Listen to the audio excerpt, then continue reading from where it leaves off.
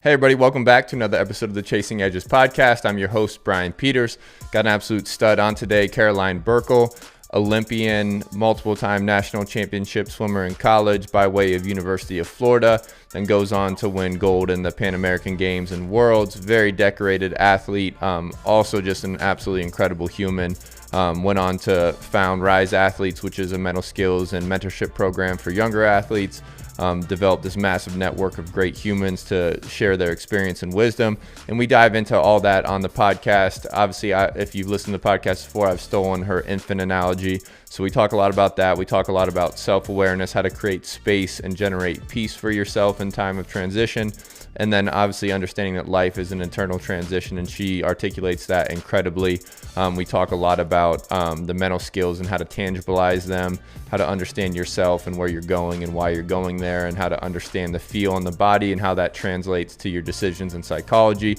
And then, of course, we get into breathing, particularly the breathing related to swimming training, how they develop CO2 tolerance, the tactics, and then how she still uses it to mitigate and control her state today. Very fun conversations. One of my favorite podcasts. She's absolutely incredible. Hope you enjoy. All right, bam. Caroline, thank you for joining me. Yes, this has been fun. We've already recorded a podcast before this. So. Yeah, just a podcast on production lighting, organic vibes, we're non-studio people sometimes. That's where the better conversations happen sometimes. Yeah. Look, this is what you're gonna get. Ring lights from Amazon, Yeah, you're gonna get a lamp on my end. Yeah, it's gonna be a mess, but it might just look all right if we have good editors. Exactly. That's all that matters. Yes, shout out to my guy Trey and Cole who are editing this in the future. That hasn't happened yet, but we want great lighting. Make us look good. Yeah. Yeah, but geez, all right. I don't know if you've tuned in before, but how we lead it off is like, where in the world are you chasing edges right now? Where are you learning? Where are you growing? I'm actually, it's so interesting because I was thinking about that before this podcast and I was like, oh man, what do I answer to that? And honestly, the edge that I am chasing right now is maybe not an edge. It's sitting with my shit and myself again. And so I think there's a lot to be said about being able to be still and collect yourself and what you've done and what you've achieved and what you've created in your life without having to see that next thing and that next edge. So right now I'm in that space of, all right, there's a lot of potential and there's a lot of different things that are my edges that I'm excited to get to, but reflecting on all of the things, sitting with it all, which opens up a whole can of worms for this conversation probably. Yeah. But yeah, I would say that's pretty on point, which is a little off from the norm, I would imagine, for most of your guests. Yeah, to some extent, but like at the same time, like peace is an edge, self-reflection is an edge, awareness, and a lot of those things demand stillness or for me, nature. I know you're a fan of nature as well, but that's a lot of it's solitude, and it's like, okay, I need to, this is a transition time or like a new direction time or a new target time. And I'm just such a big believer in like before you pick a new target, be drastically aware of why you're choosing that target. Basically, I always do Naval Ravikant's bit, which I think I've talked about with you guys, desires a contract with yourself to be unhappy till you get this thing. So know the stress you're picking up with every new choice. So it's a crossroads or it's a stillness time to let the mud in the water settle. And I think that's a massive edge, but you need that level of awareness to sit down. I don't know if you journal. I don't if you do any of that world, so how are you working through the peace and chasing it? Yeah. Because it is an edge when you're constantly in go, achieve, create, perform. And eventually you start to realize I don't even know what I've done.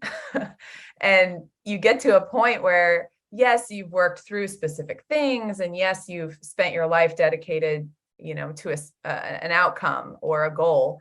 But what have I really done? And I think that's where I'm focusing right now. And like you said, that journaling practice, that nature practice, that being still to the point where if it's Tuesday at 2 p.m. and I'm done with my tasks for that day, I don't need to fill the hours of 2 to 6 with something just to fill it, to distract myself from, gosh, you just posted the other day to distract yourself, like from something, from whatever it is. Like just go on a walk with your dog, sit on your ass at home and like water your plants, journal a little bit. Like you don't need to go to the store and buy something unnecessary just to create that space that you think is creating space. It's not, you know?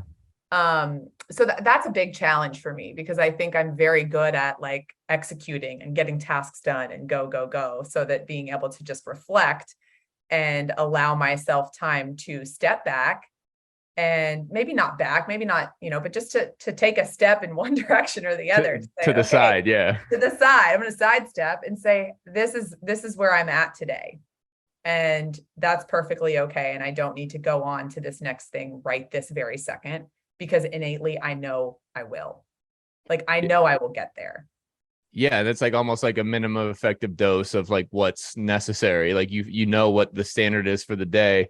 Because I struggle with that massively, where it's like, if I'm not like busy or striving or reaching or chasing, I feel unproductive and guilt piles. And like I have to unpile the guilt, or I'm avoiding whatever in general. So like I've been trying to accept that the rest is productive.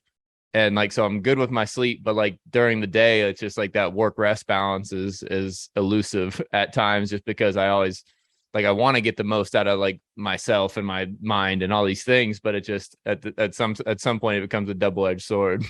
Yeah. When you create that space, like you can fill it with things too. And also I think there's some importance in thinking about like, when you know innately that you are going to be great at something, and you know innately that you have what it takes to achieve or to perform or to create, then you know you're going to do it. So you can trust that space in between even more. Because if you know you're going to get there, you know that feeling when you're like I don't know, a high school kid or in grade school or something, and you just know you're going to be good at a sport, or you just know that, okay, like I got this test on Friday, I know I'm going to get an A, like I know the material. It's that kind of thing. It's like you liken it to that, right? Where you just have this faith and this innate trust that you are going to be great, even if you can't see what that is yet. So creating the space in your everyday life to get to that point, from the 2 to 5 window or whatever, if you have that time and have the luxury of having that time, those are the moments that actually create the bigger thing. And I didn't realize that until I don't know, this year. I'm 36 years old, and I'm like, oh yeah, I guess I can sit still for a second, because it's not for a reason. It's not because I'm injured. It's not because I'm sick. Not because I have an excuse. It's because I'm completely perfectly fine. And now I can sit here in that moment, you know, which is a new phenomenon for me. There's always been a reason. It's almost like a pace thing, where it's like you know you'll get there, and like there's no need to again break yourself down on the path in some essence, or like it's almost it's there's a self-care analogy in there somewhere, but like it's just it's kind of like my battle with like being a workhorse in general, and like thinking that the blue collar mentality solves all problems, and force and will is something that's going to be a time tested remedy to anything, but really it's not. And like it's taken me, like I've been on my own roller coaster after football, and like I've found like, and then the logical side of your brain, like, oh, it's okay to spend the day on the couch, and then like, but then the guilt piles up, so then you got to like sort that out. It just like, it's been it's a cool little battle, but like the understanding the pace of where you're going, and trusting and having faith and the confidence that, again, because it's kind of like even with like me switching to coaching, and I know at one point you switched to coaching as well, like you know you're going to be a good coach, like you know you have a massive heart, you know you care, you know the sport, and like you know you're learning the mental skills and the breath work. Like we've done similar things in that realm, where it's like I know I'm gonna be good coach, but like I need my time, I need my reps. Like I need some space to think it out and then go. And like, so it's just, I like that mindset towards it. Yeah. And I mean, if you think about it in terms of any other thing that you do in life or achieve, nothing happens overnight, which we all hear the most cliche saying of all time is nothing happens overnight. I heard it a million times as a kid, but you don't realize it until, from hindsight, when you're looking back and you're like, oh, okay, it took me how long to make the Olympic team? It took me, how many years of this kind of training and this kind of grit and this kind of dedication to my sport.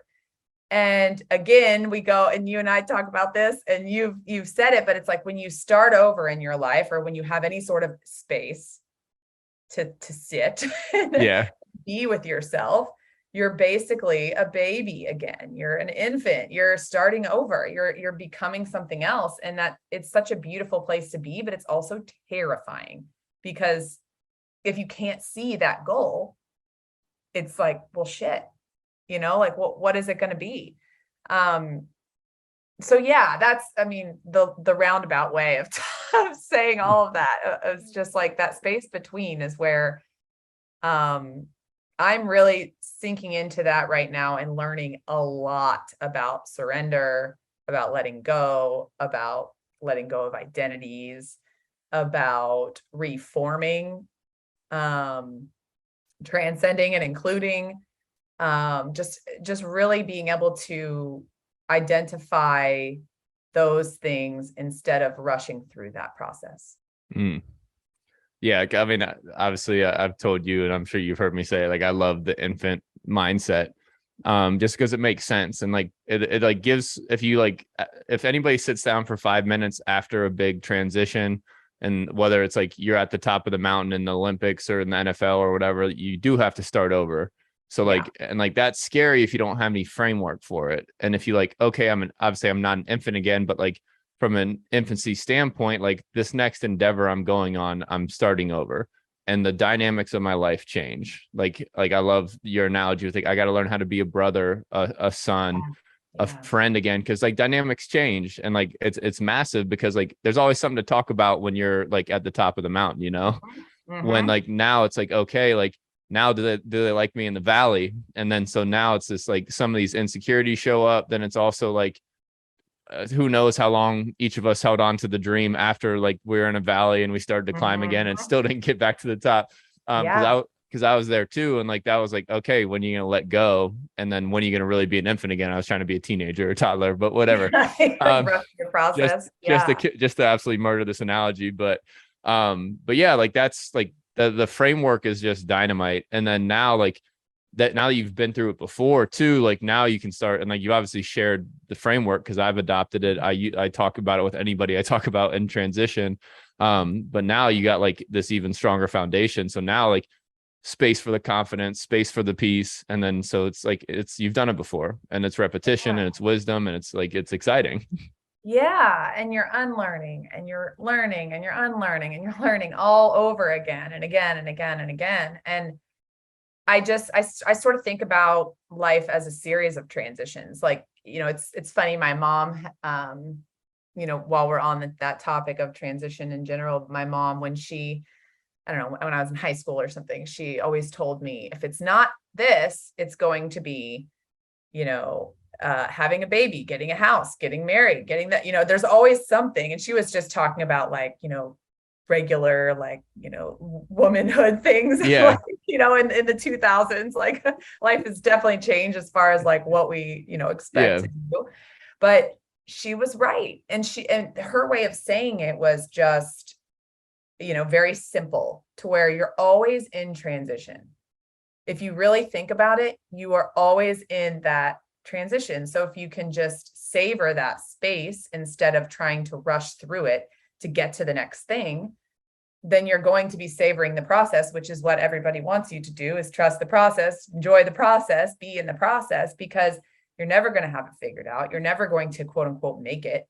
Even when you do make it, if you have a mentality, anyone like ours, it's going to be, well, that's it. Like, now I need to do more. Yeah. That's not enough. Never going to be enough. Yeah. So if you can really sink into that place and say, it's just, life is a series of small let goes. You're constantly letting go, and you're constantly releasing just it's like a titrating thing, like a little bit by a little bit by a little bit. And instead of just trying to do this like giant let go, and then you stop and then you achieve, and then you just giant let go again. It's like, it's exhausting. It's exhausting for your nervous system. It's exhausting for all parts of you. And instead of just viewing it as like every single moment, of your life, you can be practicing the art of letting go and having less to feel more, to have more sensation, to be able to experience life in each moment, so that you're not holding on to 27 bags on each arm every single day.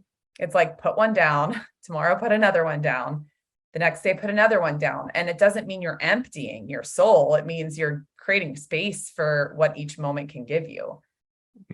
Yeah, I like that a lot. Well, it's just like, or pick up smaller bags, or I always kind of like, I love tangibilizing, like that kind of thing. And like the fact that you put a size to like the little let goes, as opposed like that's just like compound interest. Like if you do a bunch of little let goes, it's not gonna stack vertically on top of you. And I really like that.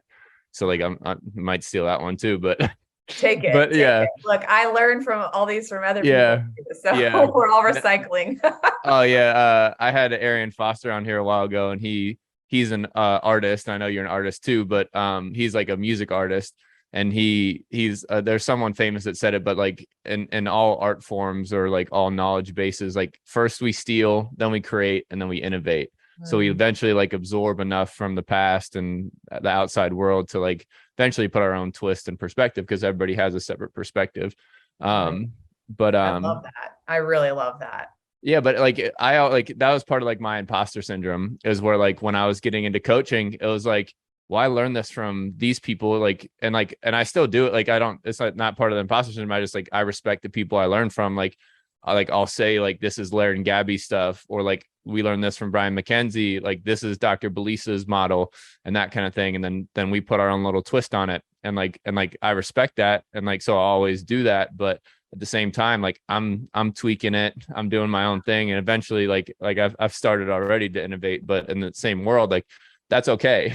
And it's like, yeah, it's okay. And it's also, everyone has a different energy that they're giving out to. So people may be attracted to your energy, and people may be attracted to Jane's energy, and someone else may be attracted to, Sam's energy or whatever. And so it's like, everybody has a different, way that they learn from people. And I'm really big into that too, because there's so much information out there, and there's so many people telling you so many different things. And I think if we can allow ourselves to connect and find the people that we connect with and that we feel that connection with, even if it's on a podcast or Instagram or whatever it is, that's the best way to learn, because you feel a connection. Why do you feel a connection? Maybe that person has been through something you have. Maybe you met that person. Maybe you enjoy their lifestyle outside of their, like their educational resources they provide, or whatever it is. There's always a way people connect. Yeah, and I personally, someone could say one thing and someone could say the exact same thing, and I'm going to connect with this person more than this person, because it's just a different energy. And we've got to all admit that to ourselves at some point, instead of trying to collect everything and use everybody's everything. It's like, just try and focus on what works for you too. Yeah, I like that a lot, because that obviously demystifies it a little bit. And then like I know the feeling, like I've heard the same, like different coaches say the same message, and I picked it up from one of them. It stuck, whether it was the frequency or the energy or the way it was delivered. It's like same as like storytelling in that realm. Like some people can storytell the information better than others, or like they deliver it in such a clean, simplified way. It's like the Hubermans of the world and the Navals and all those people, they simplify it. And so, okay, like, like they don't have to be the best storytellers, but like, if it makes it like a kid can learn it, like, okay, like I can vibe off that energy because I'm a child. Yeah, absolutely. Though. And I mean, I'm very similar too, in a way where people don't even need to say anything. Sometimes I learn from nonverbal, like I learn from so many artists and so many people that don't need to overtly explain. You just feel their energy and see the message they're putting out in the world through their art or through their music or through whatever it is. And you gravitate towards that, because there's something about that silence that they can provide for you that feels really good. And so I try and broaden that too, to where it's like I'm getting information from all different sensory outputs too, and with different ways of receiving that, because there is a lot out there, and it can add to my load of bags that I'm carrying around. And then all of a sudden I'm carrying around a bag that feels like I'm comparing myself with so-and-so on Instagram because they know more than I do, or they appear to know more than I do. And then I just need to let that go, because maybe there's a message in there that I can learn about myself. There's always something that you can learn, even from people that you don't vibe with.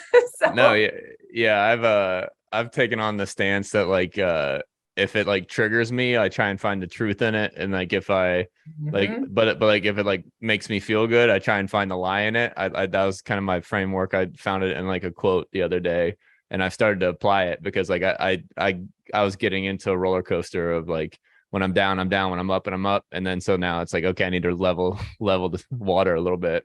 I really like that. It does humble you to see if something triggers you. You're like, whoa. Yeah.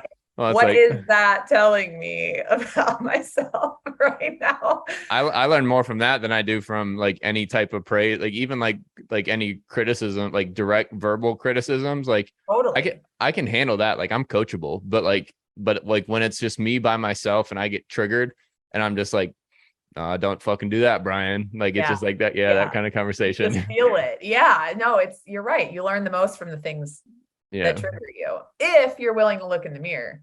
Yeah. And like, I try and do that as much as possible, but like that's always the battle with the guilt and the whatever the work rest ratio again, whether the rest turns into procrastination or not. And look, I mean, that's the realist. Yeah. I think if I had to say my level of guilt, even just on a daily basis, that I like have a life where I can work from home, or that, even those types of guilt, it's like, geez, like, you just crush yourself for what? Like, what's the goal of that? What am I trying to get at? Actually, Brené Brown talks about this a lot in her research, is like, what's the goal of that guilt? Like, what are you trying to do to yourself? Like, well, and it's such a mind fuck when you think about it, because you're like, I don't know. I actually don't really know. I think I'm just trying to be hard on myself, because if I'm hard on myself, then I can work harder. And if I work harder, then other people will approve of me. And then if other people approve of me, then I approve of me. And then if I approve of me, then I must have made it. And then it's like this whole cycle that continues. This hamster wheel. Yeah. It's wild. But yeah, shame and guilt, those are big ones too. But that's off topic. But yeah, that's. No, it's super real though. I had a good train of thought. I lost it there for a second, but no, that's my fault. no, well, it's like the guilt thing's just like an interesting, again, trigger. And like it's like it's always like, am I doing enough? And it like that's probably the wrong question usually in that scenario. Is like, so the point I was gonna make is, because it's really applicable in sports, because like athletes beat the fucking hell out of themselves. Yeah. And so it's like, okay, like let's simplify this down. And so like, because you're beating yourself, like you like realistically you perform pretty well today, or you perform good, but you're letting 2 plays on the football field, or like the last finish, I don't know like what the equivalent of a play in like a race, like last lap. I had a bad speed turn, or okay. But I'm letting these 2 plays ruin a great performance, so I'm beating myself up on the good end, and of course I'm beating myself up when I truly play bad. So like there's a no win. And so now like, okay, like let's reframe how we evaluate these things and like quantify it, like and then like that's where I get in the problem with perfectionism too. I think perfectionism has no room in sport, but really perfectionism has no room in life, except for maybe a spreadsheet, Yeah. Well, and a question I always ask myself, and this kind of ties into everything we've been talking about, I guess, if you really think about it, because my mind's abstract, so I tend to think everything is everything. But like, what am I running from? So if it's perfectionism, so to your example, you have a really great play or you have a really bad play, and you still beat yourself up for some, like you're something in the play. Yeah. I always ask myself, it, afterwards in reflection, or right now in my life in reflection, like, what am I running from? And, or am I running towards something or away from something? And it's just a general question when you're thinking about your life in general. And that actually helps me understand a lot, because if I am trying to avoid a feeling, experience, reflecting on something, partaking in something, doing something, talking to somebody, whatever, that's, I'm in an avoidance pattern. Versus like, what am I going toward? So you can either be running in one direction or the other. And I think that helps answer a lot of questions when you're thinking about things like, what is enough? And am I enough? Is what I am doing enough? So it's a weird thing that I think is, if you really sit with that question, and I don't even remember, I think my somatic practitioner therapist may have talked to me about this. Like, when you ask yourself, what are you running from? Or are you running towards something? It answers almost every question that you can possibly imagine. It checks every box, from guilt to perfectionism to, like, if you really journal about it and sit with it, like, obviously right now it's not going to make sense because there's just so much depth to that. But if you really sit with that, it answers a lot. Yeah, I'm trying to process it right now, and the fact where it's probably impossible, but at the same time, again, it tangibilizes it. It gives you like an understanding of at least like a first binary step of like, what's like, do I need to chase here, or am I running from it? Like, just like that makes sense, because like, what do you like? Are you chasing productivity, or are you like running from peace, or like running from like? Because like I've heard it in the military world a little bit, where like some guys, when they transition out of the military, they just go, so their demons never catch them. And so like, that's why they never stop. And so like, that's, I see this, like, that's an avoidance, as opposed to like, they're not really chasing, they're really just running or avoiding. So like, and like athletes do the same thing. Like, they'll jump right into real estate, or they'll jump into something like, or they'll go right into like college coaching, and like, they realize it's still a grind. They needed some peace before they made these decisions, as opposed to like, do the blue collar thing, and I got to work, and I got to climb the hierarchy and those kind of things. So that's a great like mental exercise for sure.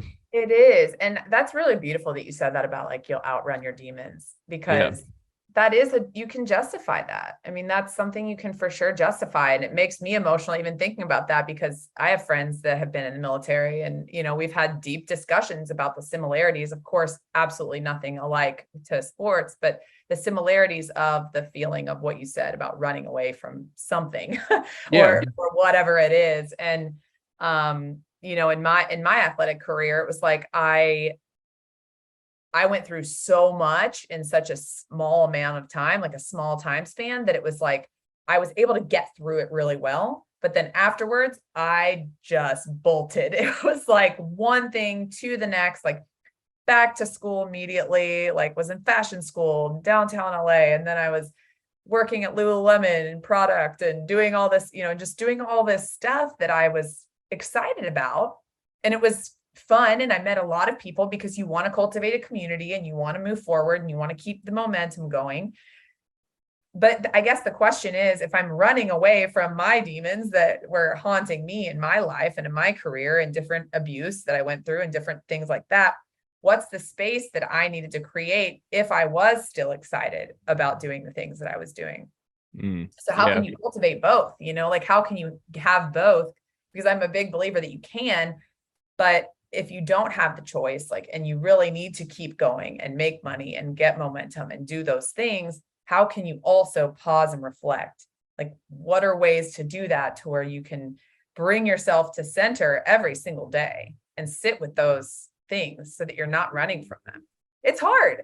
Yeah, it's like the road's always under construction, and like you see that with like the Tom Brady press conference the other day, like he's still figuring it out. Best football player of all time, still figuring life out, balancing kids, balancing football, balancing like health and performance. Like nobody has it figured out, and but you do need to be in some certain tune of the energy and the direction, or what you're running towards and what you're running from, and like maybe structure and space for it, whether it's every day or once a week. like there's different places to start, I think. Like I had it structured for a while where it was like journal every morning and every night. Like I'm pretty far away from that now, but when I get triggered, like I sit and think about it. I don't run away from it, or like I don't like chase something else at the moment, or like just completely avoid it. I just, at least I sit in it like, okay, where's the lie in it? Where's the truth in it? And then at least move on. But like, yeah, that's, I don't think it's ever solvable. And like, that's where everything's a transition too. And like, you might be a transition from a chase to a run, you know? And it's, Right. yeah. Yeah. And you don't view these things, these life events, as like the end all be all, you know, like that you must figure out, that you must transition, that transitioning from whatever you're doing, whether it's having a baby to, you know, being a mom Yeah. to from the military, from professional sport, from a job, a career, a business, like whatever you're doing. There is just, it's that space where you have the ability to reflect on what you've created and know that that is not, you're not checking a box when that time span has completed. Like there's no, okay, you know, I'm transitioning from sport, for example, because that's like what I know. There's no like, okay, you'll be done in December. Yeah. Like there's not like, you know, there's no one handing you a menu and a recipe saying like, this is what you need to do. And in fact, that would be detrimental. Like it would be detrimental to rob somebody of their experience to go through what they need to go through, as hard as it may be. And I'm a big advocate of that. Like a lot of parents have asked me, a lot of other coaches have asked me over the years, like, how do you prevent athletes from being depressed after they're done with sport? Or how do you prevent these young kids from going through, you know, something horrible in sport or whatever? And the answer is you can't prevent anybody from having an experience. You can't say, I don't want you to feel that. You can't feel that. Like Yeah. in 10 years, you're not allowed to feel that, right? Like that's not part of the plan. The plan is that you equip them with the tools so that they learn how to manage that transition or that experience better. And so that they don't go off bolting without understanding that, okay, I have the tools to regulate myself, to regulate my nervous system, to seek help, talk to somebody, like whatever it takes for me to do that.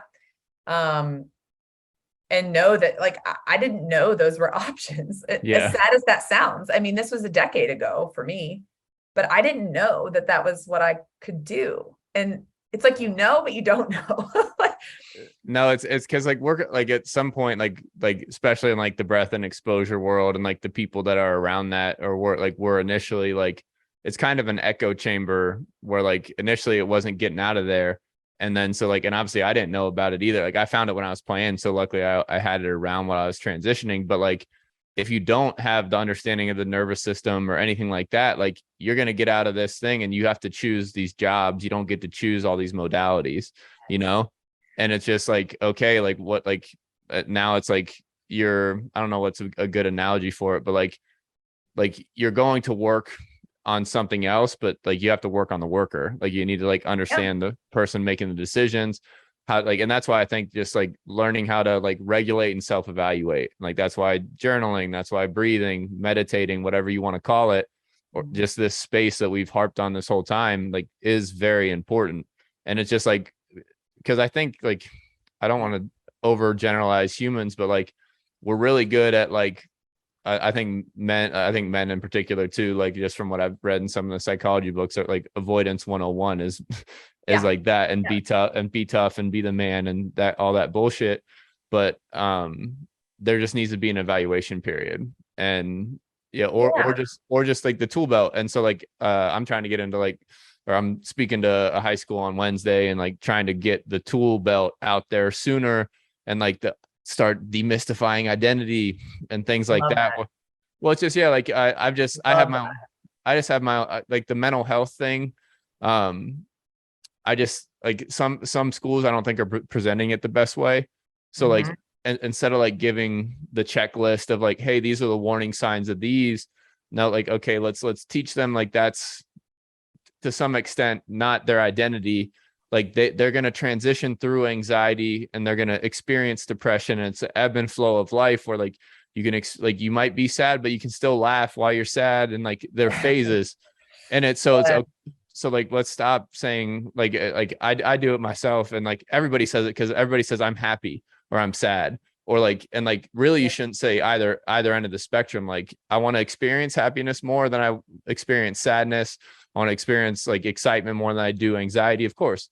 But like if you understand the flow of it, same as like the running and the avoiding, if you understand this like energetic flow that's coming out of you, and that you can flow into another state. You can like, and like, yeah. And like, you can use, gosh, I'm so glad you brought this up. It's such, yes.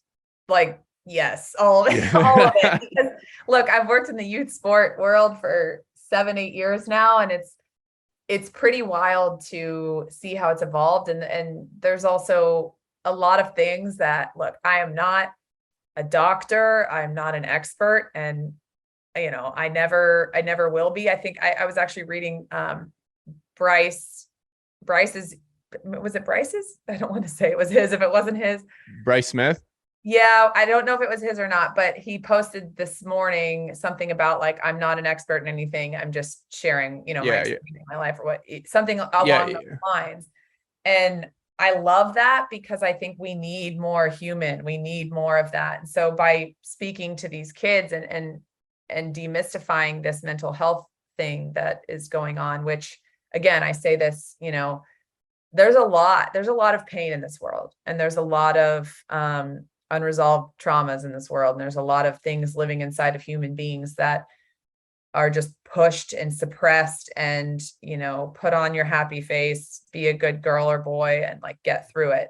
And that's great, because you need to get through certain things, and there's a time and place.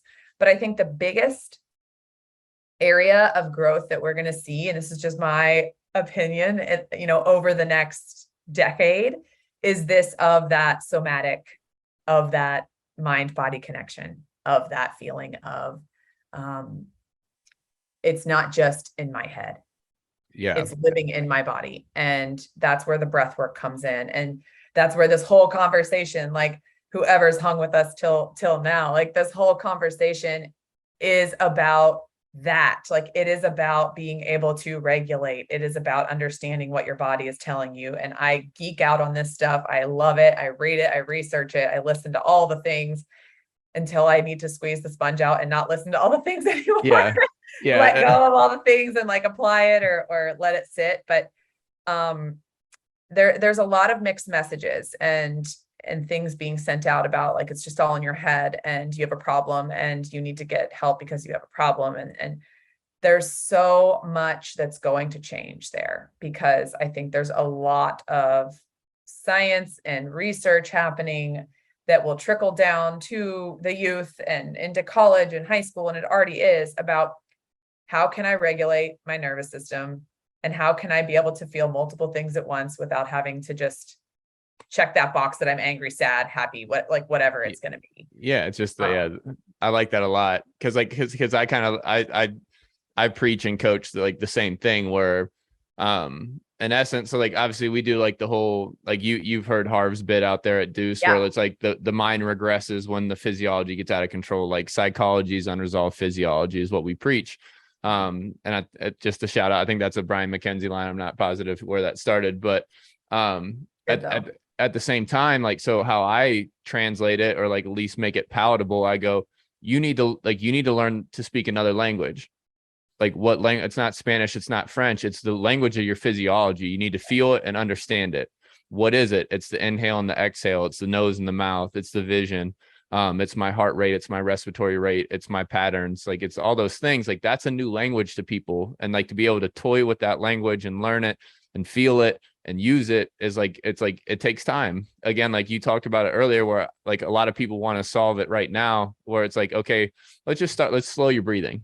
And then then it can progress into like the heat and the cold, and like the nature and the grounding, and like all those things are physiological feelings or a language that you have to feel. And like, and then if you, again, I always believe that like, what you don't measure, you can't manage. So you got to measure, and like, and that's even like your subjective experience. Like, it's just like, that's why like I preach journaling on here, and I need to journal more myself in that realm. But like, it's still like that tangibilizes this little problem generating machine that's going on in my brain. And so, okay, like I'm learning a new language. What's it doing? How do I feel? Do I feel better, or do I feel worse than yesterday? Do I feel better and worse than I did 5 minutes ago before I started practicing it? And then if you can track this and feel, and then now it's like, okay, I can unload all these problems in my head onto this piece of paper too, and maybe they can carry some of the weight. And it's just like, eventually you hopefully become fluent in the language. And like, so like, I like that. Because I know, you know, the language, and then obviously that you preach it too, but I just yeah, I'm glad that like you said that and it's getting out there. It is, and it's starting to happen. And I think it happens through that demonstration first, like what you're doing and what you're sharing, and through, you know, everyone's getting curious. What's this ice bath thing about? What's this breathwork stuff about? And then that message becomes louder for, oh, this is why. It's to regulate your nervous systems. It's to learn, what state am I in? Like, where am I on the ladder? Am I completely flat? Am I dorsal? Am I moving through ventral, or am I fight or flight and like completely bolted out the door? Back to what we were saying earlier. If you're in fight or flight too long, your system is going to develop mental health woes. I don't like saying problems, but like they're going to develop that experience. And so that is part of that physiology impacting our mental state, which is just, to me, it's the most important thing. If we can learn anything through our lives, it's how to do that. It's how to identify, you know, what are you feeling? And actually, one of my favorite things to do is SIFT, SIFT. And this is Sarah Baldwin taught me this. She's incredible, but it's sensations, images, feelings, thoughts.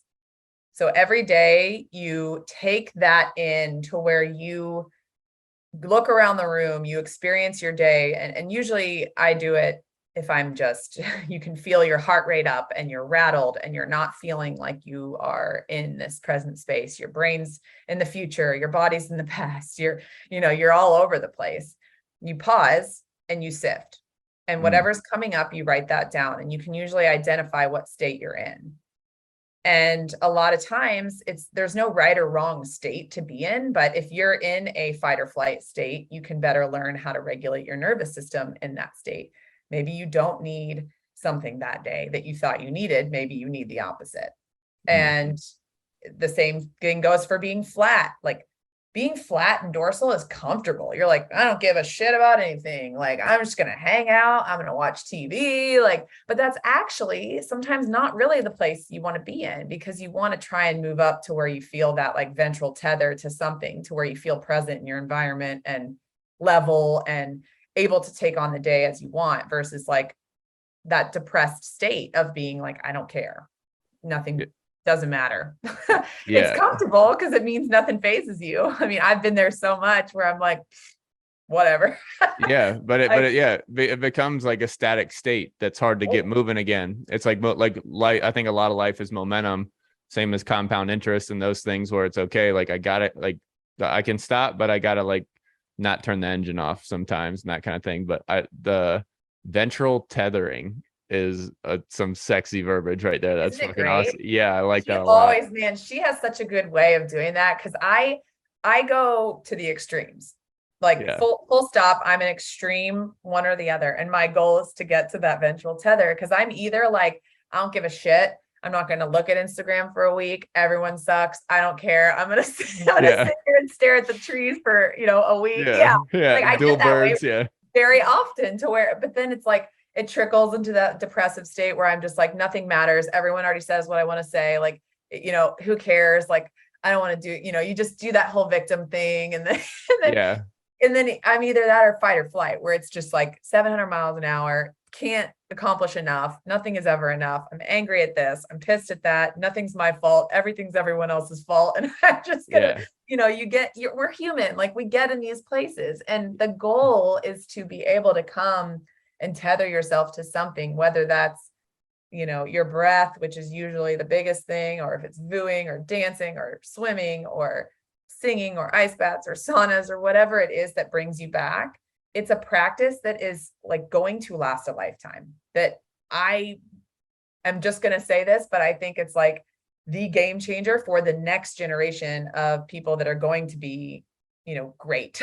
Yeah. Because our parents didn't have these tools, and that's okay. They just didn't. Like, it wasn't part of their repertoire. They weren't listening to podcasts and learning these things. Like, that's okay. That's just the age that they were at. But look at all the stuff we get to learn. Yeah, the sharing of information wasn't even close to what it is now, obviously. And it's just like the voices and the personalities. You can pick and choose who you want to learn from and who looks like they solved it or looks like they figured it out. You said something like I have two questions here. I guess, or the first one's a comment, the second one's a question.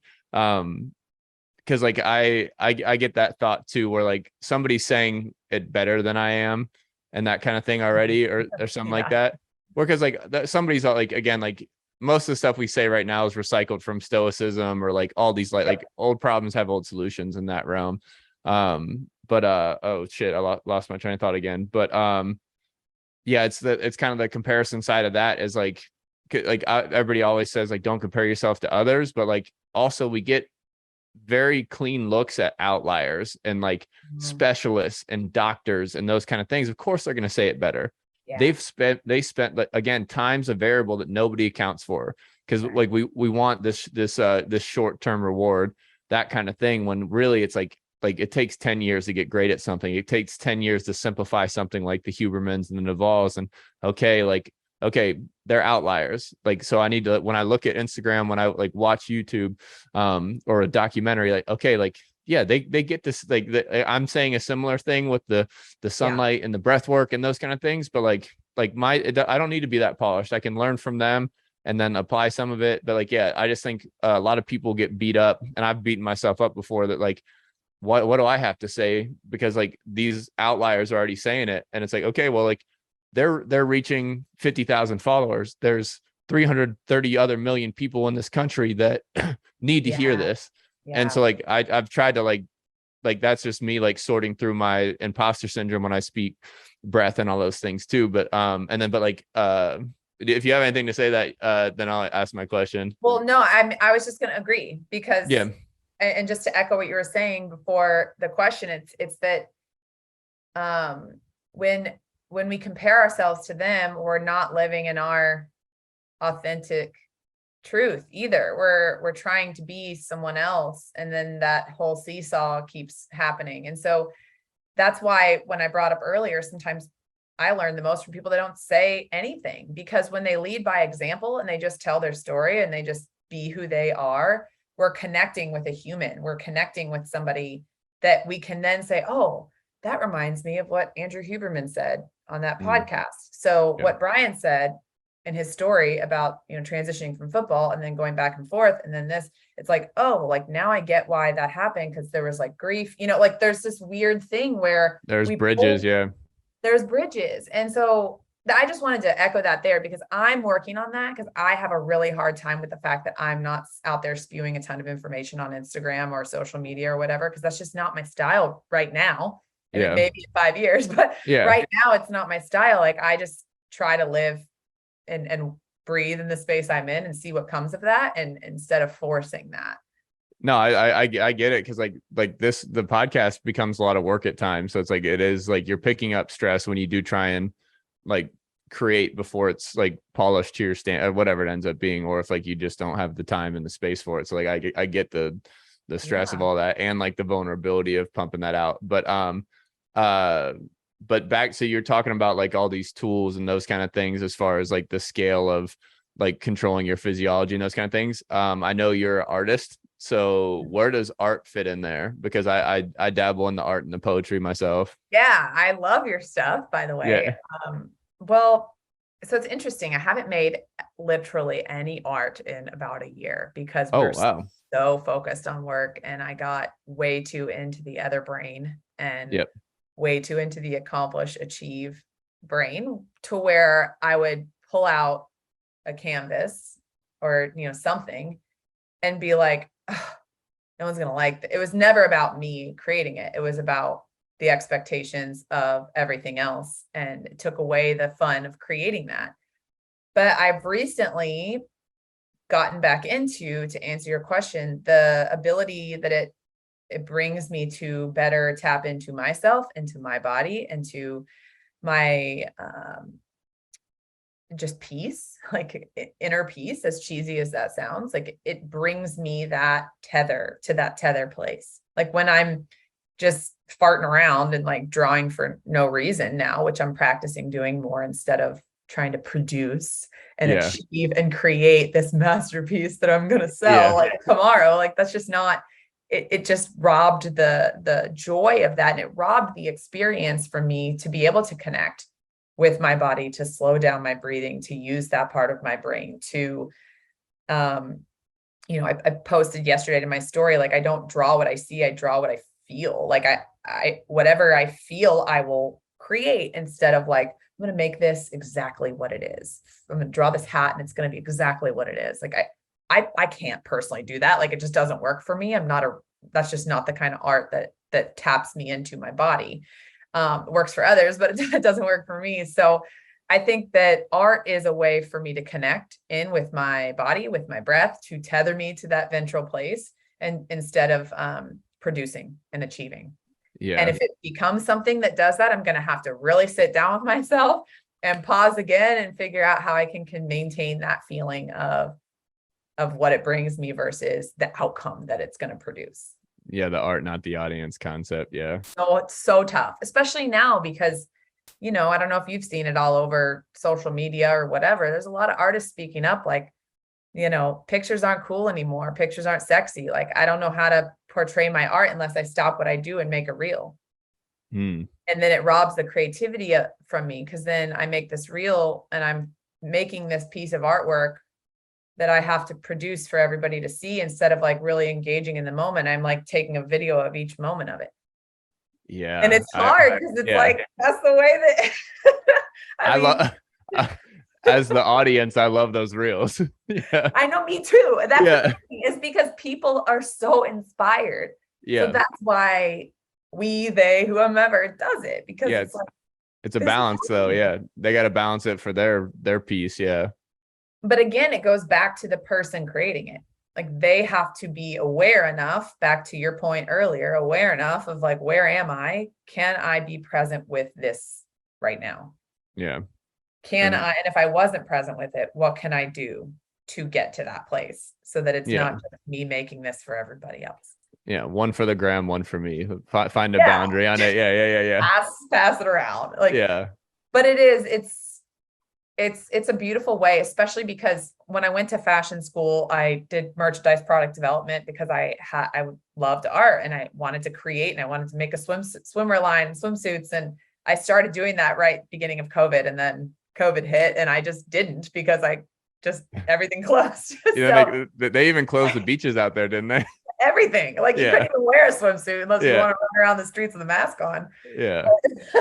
But it was just like a very, it was a good pivot for me. And then I just started making art, which is why I draw the human form, because we sketched that, like, that's what we sketched. So it came easily to me. And then I started to see the parallels that I want to sketch this, because I'm connecting with my body.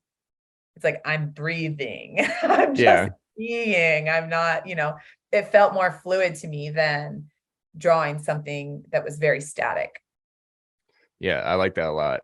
I mean, it just that connection's cool in and of itself. Cause like when I do like I'm still in the stealing phase of my art, where I just like, it's great. Yeah. I like Neil Caffrey from the show White Collar, just like I'll copy somebody's painting and like I'll put my own little twist on it. But like I do it for like the 3 hours that I lose doing it, where it's like my mind's empty. I'm doing something, it's not tedious, but it's like a flow state. And then I sleep better after I paint. So it's just like, okay, there's something there. Okay. Yeah. And like, that's enough. So like, I don't paint a lot, but like when I do, it's just like, okay, I need this deep breath, and it just ends up working out. And it's like, again, that's just like another tool. Yeah. You sleep better because you're regulating yourself. Yeah.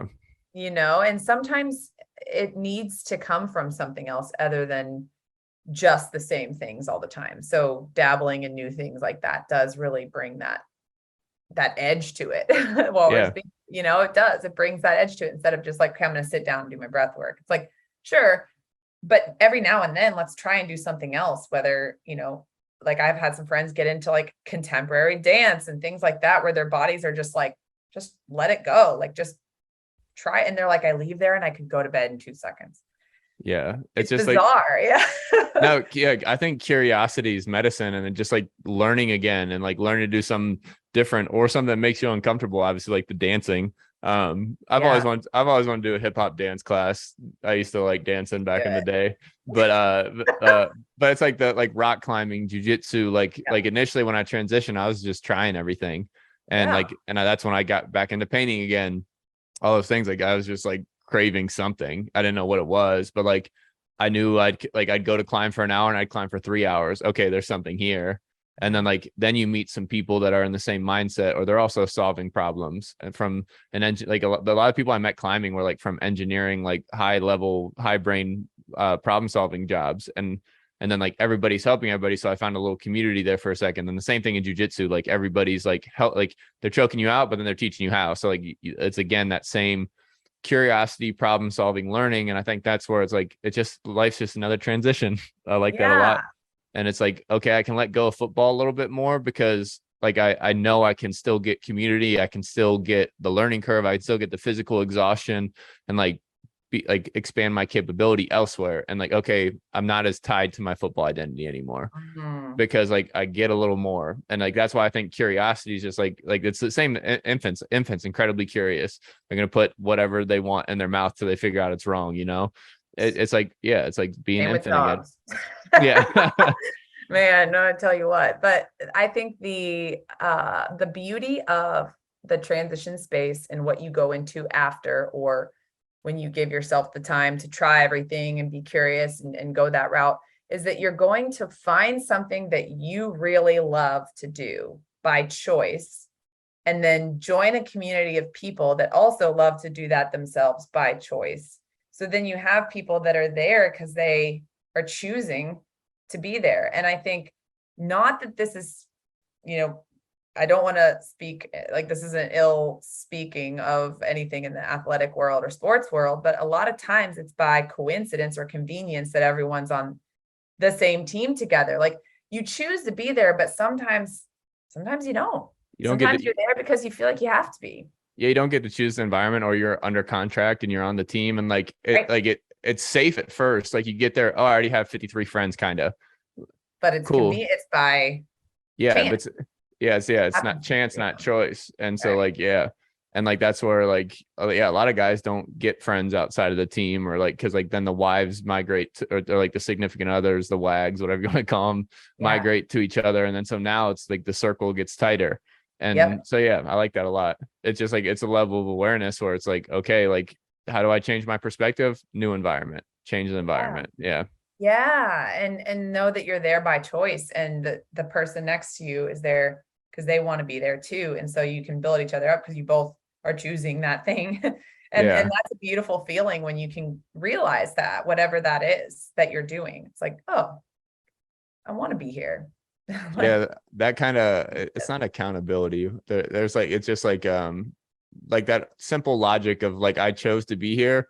So I think it gets easier to enjoy it too, as opposed to like, obviously like, I think like everybody makes the best of any situation anyways. And usually like in a group of 50 people, you'll find some people that are similar humans that like, again, vibe with what you vibe with. But I like that. Cause I was initially going to like go a different direction with what you said, where it's like some, like, even when you choose and it ends up being wrong, that's time still well spent because you've learned something about yourself. I like that. Jordan Peterson has a whole rant about it that I really love. But I love that. It's just like, okay, I'll try. Let's trust our choices for a little while, and like whether they're right or wrong, like let's feel our way through it. Yes, feel your way through it. Yes, like exactly. And what's the quote that I read the other day? I have a book, Eastern Body, Western Mind, that I read once a year. So good. You would love it. And in there it says, lose your mind and come to your senses. Let's go. And it's, I think it's Is it Rumi? I don't know. It's somebody everyone's going to laugh. It's not Rumi. You look that up. It's like some famous philosopher that I don't remember at this moment. We'll figure it out. I like it though. It's one of my favorites because when you hear the term lose your mind, people think like negatively, right? Like you've lost your mind, like, Yeah. you've lost your mind, but maybe that's not such a bad thing. No, Just I think, experiencing it instead of thinking all the time. yeah, I went on this rant the other day, and I just like 90% of the people I coach, and even myself when I was playing, like 9 out of 10 times, like it's your mind that's limiting you. Like it's just like whether it's again, it's comparison, or like you think you can't, or fear, or insecurity, any of the 10 major obstacles of high performance. Like it's your mind that's limiting you. So you need to like reframe your mind. You need to like you can't I said it on the last podcast, but you can't solve the problem with the level of consciousness that created the problem. You need to create a new level of consciousness. So you need to think around problems, and like you need to like elevate or like de-evolve your thinking to move around things. And so it's like, okay, I need to transition my consciousness to like, I created this problem, how am I going to solve it, and then move. Yeah. Yeah. And back to exactly what you said, creating that new level of consciousness is helping to regulate your nervous system. So when you can regulate it, you're able to even access that. Yeah, but like that's why you can't access it. But like the lose your mind thing makes sense, because like sometimes like you just need to get the fuck out of your own way. Yeah, and just like feel it, get to that point, and then transcend through that process. I completely agree, and it's something I've been really focusing on. And it's interesting when you think about back in your, in my life, like the best coach I've ever had in my life was my high school club coach. Well, not my high school coach, my club coach, Mike DeBoer. And, it's like, he always said the right things. He's like a big teddy bear, great guy, super respectful, just like, number one, he's still coaching to this day, sent tons of girls to the Olympics, like great coach. Anyway, he said to me, on numerous occasions, get out of your head. Like I need you to just completely like pretend like you don't have a brain, like don't think at all. Yeah. And every time he would tell me that, it's like, now I'm putting all the pieces together. It's like, even the language and the vocabulary wasn't there to say, okay, get into your body. And, but the language and the vocabulary was there to say, don't think about it so much. Yeah. What he's telling me is to just be. Yeah. And like, I've had a couple, he's a like Olympic caliber wrestler on here, Colin Moore, and he talks about their flow states and different sports. And I've talked about it a bunch on here, but their best matches were when like they can't even remember what happened because their mind wasn't there. Like they were truly in their feel and reaction and instinct and flow. And like, but like, again, like we just need reminded just to like, okay, like our brain's doing its job. It's generating problems and solving problems at rates that we can't even comprehend. Yeah. And like, that's our brain's job. And like, it's keeping us safe. And then it's okay. Now it's a deletion machine. Like it's taking in 1 million pieces of information, and it's only keeping what keeps us alive, balanced, like aware of our surroundings. And then the other thing that usually like the way to like test your deletion machine is like to ask questions. Like that's how you retain information. So like, okay, like this keeps me alive, and what I ask questions about are really important. I love that. Yeah. I mean, even my most favorite conversations I've ever had, I could get off the conversation like today or what, and I don't even remember what I talked about. Yeah. Because you just get into this flow, and it's like, that's part of the process, is just being able to just do that and not necessarily, break down every single second of it. And that, I think that's the interesting thing about what you said about engineers and climbing. I also know a lot of engineers that are climbers, and it's interesting because I think it's like a methodical thing, but you can lose your mind in that process because it is such a fluid, like you're putting your body into motion. So you're able to use the methodical, course that you're on and have a path, but you're losing your mind in the process, and you're just feeling your way through that because you're literally feeling your way through that. And so I think it's interesting when you can put the pieces together and really see how much, truth there is to that across the board for anybody, that like why they do what they do. Yeah, that's dope. I like that. I like the feeling comparison there. That's now you're going to think about that. You're going to be like, so text your engineer. Yeah. Like, so yeah. I know why you climb, bro. Yeah, I know. You just want to feel again. Yeah. No, I just you're numb, but just to deviate a little bit for like the last question, just because it intrigues me, like training for swimming, obviously a whole different world. I don't even know where to start in the questions in that realm, but like the thing that intrigues me is like, did you like when you're like, obviously like, you know, a lot more about the breath now, but were you guys doing different variants of like CO2 tolerance training and things like that? Or like, how did that show up in your world, like growing through swimming? Oh my gosh, love this. Swimming is one of the most underrated forms of breath work out there. Not that people don't know, that you have to work on your breath when you swim, but not only are you horizontal, which we are not made to be as humans moving horizontally, we're made to move vertically. Yeah. And I guess upside down if you're a gymnast. Yeah. But you're moving, and so your lungs and your I mean, I'm not going to go into like the geeky stuff, but basically, for lack of a better term, your body is pumping blood and moving your oxygen in a completely different way than if you were, Vertical. upright, Yeah. walking. Yeah. So it's so underrated, and it's the best form of breathwork training if done safely, and when done safely, obviously, because there are, it's a whole life skill that I can go down that rabbit hole. But when we were young, we did a lot of breath control work. So I feel like I've been doing breath work my whole life without even really understanding the benefits until like a couple of years ago. But we would do a lot of land breath control work where, you're kind of holding your breath for certain parts of the race. And then like we'd be on a timer, and then like you've got these different intervals where we'd be like laying down and doing it. So you can practice doing it horizontally, or on our stomachs with heads down, like practicing that so that you can feel your lungs against the ground. When it came to stuff in the pool, that like builds up over time. The main things that you do in swimming is a lot of hypoxic, breathing every 3, breathing every 5, breathing every 7 strokes, breathing every 9, back down the ladder, back up the ladder, back down the ladder, or hypoxic work where you are doing 25s or 50s, no breath, with a long rest in between. Snorkels with caps on them with a microscopic hole poked in the top. Ooh, that's awesome.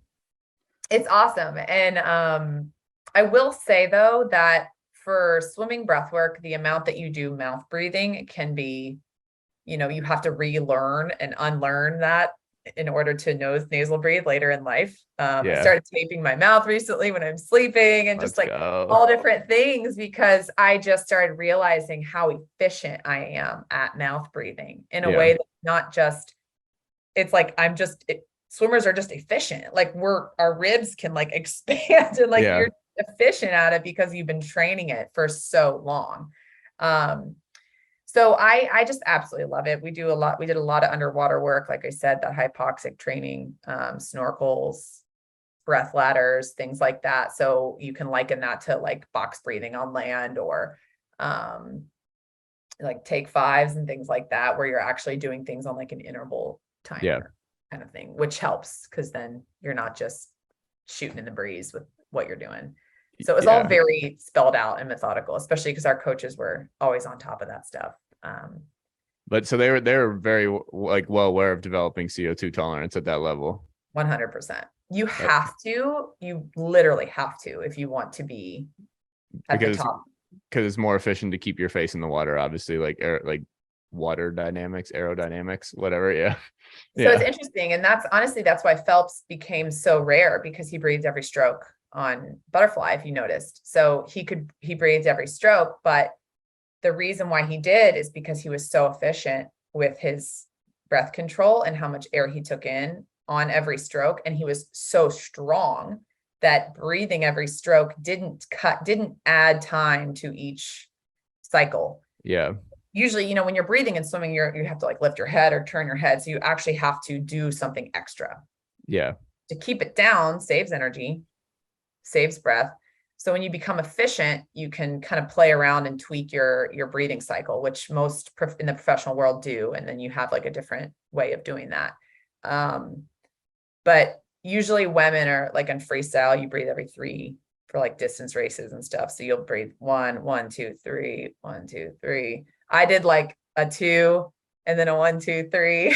Yeah. But no one's going to understand this. They're just listening. But you get that tempo and that cadence down, and you really learn how to sip in the air and not overdo it, because if you take in too much or too little, you're going to have that imbalance throughout that race. Yeah, that makes sense though. Yeah, because it's like, I mean, even just like training the pool with Larry and Gabby, you learn like when to dump your air so that like your minimum, like when you're doing like the jumps off the bottom of the pool with the dumbbells, like when your mouth or nose does break the surface of the water, you're on an inhale, you're not exhaling and inhaling and things like that. I understand the efficiency, because you really only get limited exposure. Like you want to probably keep that head up as little time as possible. So it should only be an inhale. Yeah. It should only be an inhale when your head's out in any form of swimming, and the exhales under when you put your head back in. So you're blowing out the water, blowing out the air in the water. And again, that challenge is, and it's the same thing with doing the XPT work and things like that, is that it being in water, especially if you're not comfortable with it, it can induce that fight or flight response, into which you're gasping for air. And it's like really, really easy to do. Even like we even do it from time to time. You're just like I just need that air so bad. And then that can send that downhill spiral effect after that, because you've gasped, and then you think you're happy for 15 seconds because you've got that air, but then you lose it that much faster because you shortcut yourself. Yeah, exactly. So you have to learn how to do those like gentle like sips of air over and over again, so that you have that steady maintenance of oxygen in your system. Yeah, it's definitely a composure to it. And it's a mental, it just brings you at peace when you can really master it, and just like go to the pool and do some underwaters and just practice your breath work and practice breathing, out with your ribs instead of up into your chest. That diaphragmatic breathing, which is hard. It can be really hard when you're gasping and when you're uncomfortable in a situation. So I encourage anyone listening, like if you can get into a pool and practice breath work, even floating on your back without putting your face in for the first couple times, like just kick on your back and float and just breathe, and then turn over and do, but it's like just the constant littlest things that seem so stupid, but those are parts of that training so that you can learn to regulate yourself when you are in a situation that relates to life. When you're in a stressful situation, you've been able to do it when you've been in water, which is one of the most powerful forces on our planet. Like it's not every day people jump in the water and are perfectly comfortable. Like it's that's a trigger for me. It's hard. It's really hard. And I forget because it's so comfortable for me, but I forget that it is terrifying for people to get in the water and learn to breathe. So I just have mad respect for all of that, because, I don't know what I don't know, but I'm definitely into the fact that it can regulate you big time if you learn to just be at peace with the water. Yeah, I need to get back. Like, well, my problem's open water. Like so when I see you swimming out in the ocean with all the the GoPro, I'm just like, yeah, like I'm cool. I'm cool in a pool, but when it gets to the open water, I it's just like an old fear. Like I got caught in a rip current at one point, and so now I've spearfished a little bit to get over it, but I need to get fully inundated. Yeah, but you know what? I don't care if you're an Olympic medalist and you get caught in a rip current. Mother Nature will do what Mother Nature wants to do. And I have to remind myself that, like when we go out, and let's say we go on Saturday mornings usually. And if the wave, I'm not a big wave gal. So people are like, why don't you surf? And I'm like, I don't think it's for me. Yeah. I'm like, I like to paddle. I like to do all these things. But for some reason, I have this fear of hitting my head on the bottom because I've had a gnarly concussion in the past. And when I went back too soon, I rang my head again and I had a relapse and the whole thing. So I have this fear of that. And so any wave over 2 feet, I'm like, oh no, this is scary. So what we say often, and this is in my swim group, we say, we are guests here. This is not ours. So we gauge it. If it's feeling nasty, we'll just plunge and then do lunges on the beach or, whatever, do a circuit. But we gauge it because we are not like we're guests in that space. We're guests to the dolphins, to the seals, to the currents, to the waves. Like we don't own it. And I think that has really helped me have more appreciation for the ocean, because it's Mother Nature. It's powerful. Yeah. And it's also It's humbling. Yeah.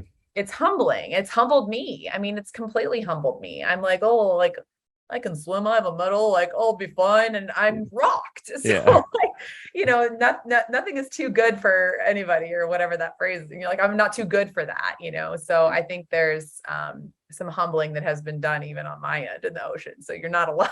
Yeah, it's a good reality check for you, and it's just adding fear to me that that I told you. So okay. Yeah. But look, that's what lifeguards are for. Yeah. I just swim, like, lesson to everybody listening, swim around lifeguards. Yeah. Swim near a lifeguard tower and make sure that you ask the guard, is there a rip? Am I near a rip? Yeah. We ask to this day, because sometimes I can spot them, but sometimes I want to make sure, and they'll just be like, oh, there's one here. I'm like, okay, so like go out here and come back in here. And we're like, all right. All right. Yeah. So it's like you're able to, ask for help when you ask for help. Like I don't know everything, Yeah, I'm water literate. I want, like, there's those those are breakers. They're white. Those are white caps. Like I don't know shit. Yeah, That's but funny you say that though. We call it ocean literacy. yeah. Well, like, yeah, I'm super illiterate, but I just, like, I was on vacation in college with one of my teammates, and I had busted, like, my toes really bad. I had turf toe really bad for like a year and a half. So I got into swimming. And so I was like, all right, well, I'm gonna work out today. Okay, I'll swim like back and forth to these buoys, and I'll come back in. See ya. Yeah. That's terrifying. Yeah, it's super terrifying. Like the lifeguard blowing his whistle. Like, granted, like unknowingly I swam by a lifeguard tower. It wasn't intentional. Yeah. So eventually, like a couple 100 yards later, I swam parallel and got back. But yeah. Well, that's good. You swam parallel. I still forget that when I'm in one. But yeah, it's a beautiful place to learn about yourself. Any body of water. I don't care if it's a creek.